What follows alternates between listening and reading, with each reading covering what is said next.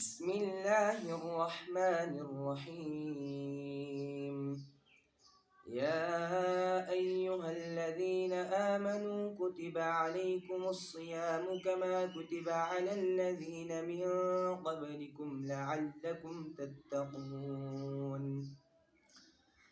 أياما معدودات، فمن كان منكم مريضا أو على سفر فعدة من أيام أخر، وعلى الذين يطيقونه فدية طعام مسكين، فمن تطوع خيرا فهو خير له، وأن تصوموا خير لكم إن كنتم تعلمون.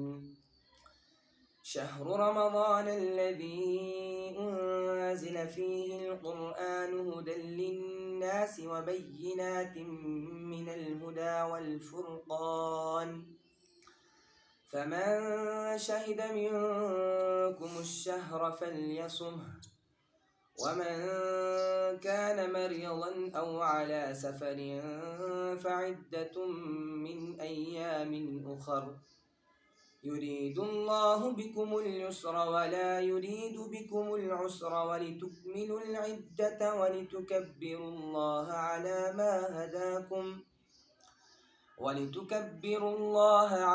ما هداكم ولعلكم تشكرون.